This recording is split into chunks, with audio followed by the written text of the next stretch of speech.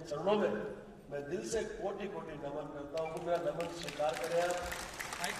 और यहाँ मेरी बहन भी विराजमान है, उनके चरणों में कोटि कोटि नमन। मंच पे आज जितने भी सम्मानीय राजकीय हो या फिर वो सामाजिक हो, जो आगेवान उपस्थित है, आप सभी को मेरा कोटि कोटि नमन है।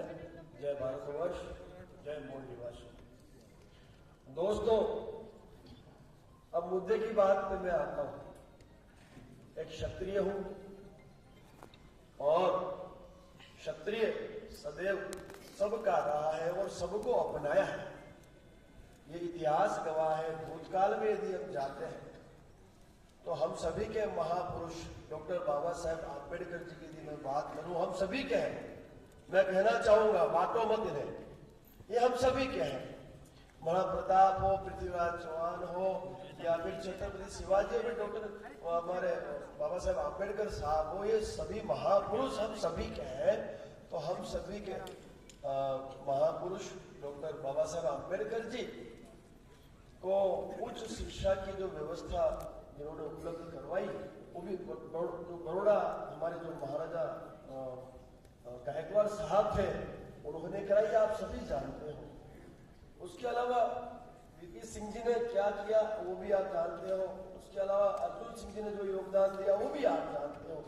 सभी जानते हो कि किस तरह से हमने सदैव सभी को साथ देकर सभी के विकास की बात, विकास का कार्य किया है। ये आप सभी से छुपा हुआ नहीं है। फिर भी हमारे बीच में इन राजनीतिक पार्टियों द्वारा बहुत बड़ी ही निंदनीय कार्रवाई करते हुए दूरियां बनाने का कार्य किया। तो मैं आपसे इतना ही निवेदन करूंगा करबद्ध के अब समय आ गया है कि साथ मिलकर इस देश के लिए कुछ किया जाए, ऐसा मेरा आप सबसे करबद्ध निवेदन है। अब बात रही हक और अधिकार की, तो हक और अधिकार लेने का तो हम सभी को अधिकार है। संविधान ने दिया है अधिकार, वो तो कोई छीन नहीं सकता। कोई छीन सकता है क्या लोकतंत्र में संविधान के अधिकार? आप बताइए, कोई छीनने की ताकत रखता है क्या? है किसी की ताकत छीनने की? जब बाबा साहेब आम्बेडकर जी ने इस देश का संविधान बनाया तो सोच समझ के ही बनाया होगा। इतने बड़े बुद्धिजीवी थे, एक इंटेलेक्चुअल व्यक्ति थे जिन्होंने इस देश के संविधान की रचना की। तो साहब सोच समझ के ये बनाया है तो संविधान के अनुसार इस देश के प्रत्येक व्यक्तियों को इसका लाभ मिले, ये हमें सुनिश्चित करना होगा। ऐसा मैं इस मंच से क्षत्रिय करणी सेना परिवार की ओर से ये बात आप तक पहुंचाने आया हूं। अब मैं बात करूं कि क्यों हम सबको साथ मिलकर आगे बढ़ने की आवश्यकता है, तो मैं इतना ही कहूंगा कि समय बदला है।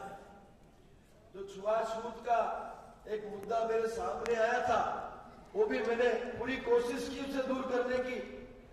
मेरे पिता तुल्य मोहम्मद मेश्राम जी का जूठा पानी मेरे मंच से पिया हुआ आप सबने वीडियो देखा होगा, पूरे भारतवर्ष ने देखा होगा।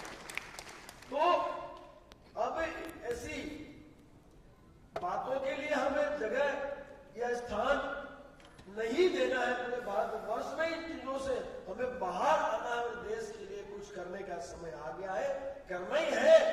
तो क्यों ना हम आप जो अनुसूचित जाति, जनजाति और अल्पसंख्यक के जो हमारे भारतवर्ष के लोग हैं उनके लिए शिक्षा की व्यवस्था करें, अच्छी शिक्षा उन्हें मिले, उसके साथ साथ उन्हें व्यवस्थाएं मिले और जो मूलभूत सुविधाएं हैं, जो प्रत्येक व्यक्ति का अधिकार है, रोटी, कपड़ा और मकान, वो उन्हें मिलना चाहिए, व्यापार मिलना चाहिए, रोजगार मिलना चाहिए। तो ये सारी व्यवस्थाएं सुनिश्चित करना हम सबका दायित्व होना। जैसे मैं मेरा व्यापार करता हूं, मैं मेरे देश के युवाओं को रोजगार भी देता हूं, ये मेरा दायित्व बनता है। अब मैं ये नहीं देखता वो किस जाति से है, मैं ये नहीं देखता किस धर्म से है। इस देश का युवा है तो वो रोजगार मेरे वहां अवश्य लेगा और ऐसे हजारों लोगों को मैंने रोजगार दे रखा है। ये हम सबका दायित्व है कि हम इन जातियों से इस धर्म की परिभाषा से ऊपर उठकर देश हित की बात करें। बाकी मैं आपसे वादा करता हूं, एक आपका एक वो है ना, क्या बोलते हैं, जय 84 कुछ है ना, बोल 85, तो अब तो साहब 85 से आप बढ़ा दीजिए, अब तो इसे बढ़ाइए, मेरा निवेदन है मोहम्मद बेशराम साहब से कि भाई अब इसे बढ़ाइए आप, क्योंकि अब बोल 85 नहीं है, अब तो मेरे ख्याल से 97 हो गए, अब तो 97 हो गए, तो अब तो इसका कुछ और हमें जैसे एक मुहावरा तैयार करना होगा, ताकि ये क्षत्रिय समाज जो, देखो साहब हकीम खान सूरी साथ थे, बड़ा प्रताप जी के साथ थे, सेनापति थे कि नहीं, कैसे भूल जाए हम?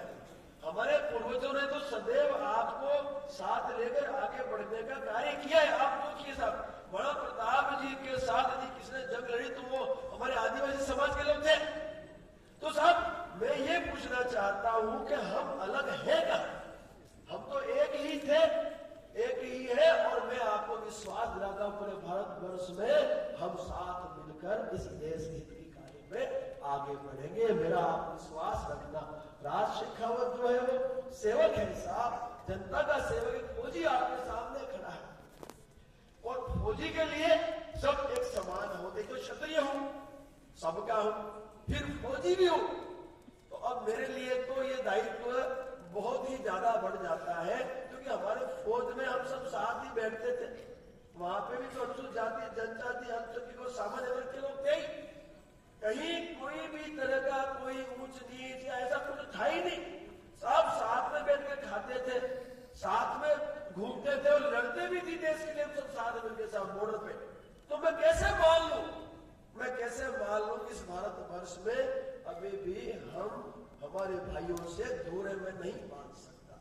इसलिए मैं आपसे निवेदन इतना ही करता हूं कि यदि ऐसी कोई घटना आपके वहां घटित होती है जहां आपको आहत होता है, आपके साथ अन्याय अत्याचार होता है, और यदि मेरा कोई क्षत्रिय वहां है तो साहब आप मेरे से अवश्य संपर्क करना, मैं उसको सीधा फोन करूंगा और मैं अपने इंटरफेरेंस के माध्यम से उस व्यवस्था को सुधारने में पूरी की पूरी अपना योगदान अवश्य दूंगा, ये मेरा वादा। कंडीशन अपने भारतवर्ष में, आप समझिए, कंडीशन अपने भारतवर्ष में है, और वामन मेश्राम जी की जो सेना है वो भी पूरे भारतवर्ष में स्थापित है। और मैं तो कहता हूं कि यदि इस भारतवर्ष में यदि कोई सबसे बड़ा संगठन है अनुसूचित जाति जनजाति और अल्पसंख्यकों के लिए, तो वो क्या है सब वामसेब है, और उसकी ये पार्टी है बहुजन मुक्ति पार्टी, और आज उसका दूसरा राष्ट्रीय अधिवेशन है, और ये मेरे लिए गर्व की बात है कि आप लोगों ने मुझे स्वीकारा और मुझे आपने यहाँ आमंत्रित किया। मैं ऋण आपका कभी नहीं चुका, सीधा साधा आदमी हूं साहब, फौजी आदमी हूं, दिल से सोचता हूं, दिल से बात करता हूं, मैं इन चीजों में नहीं मानता, मैं व्यक्ति विशेष में मानता हूं। व्यक्ति व्यक्ति होता है, और ये व्यक्ति जो है वो इस देश का नागरिक है, और मैं इस देश के नागरिक के लिए जान दे भी सकता हूं और जान लेने की ताकत भी रखता हूं। मैं क्षत्रिय हूं, आक्रामकता रहेगी, हमारी कार्यशैली अलग है। आपकी जो कार्यशैली है, वामन मेश्राम जी की जो कार्यशैली है, वो संवैधानिक बिल्कुल मजबूती से है, और कभी कभी हम लोग तो संविधान को हाथ में भी ले लेते हैं, लेकिन नागरिकों की रक्षा के लिए, बाकी नहीं। हम लेते हैं लेकिन किसके लिए? इस देश के जो नागरिक हैं, फिर चाहे वो अनुसूचित जाति जनजाति अल्पसंख्यक या सामान्य वर्ग से हो, उसकी रक्षा के लिए कभी कभी हम हथियार उठाते हैं।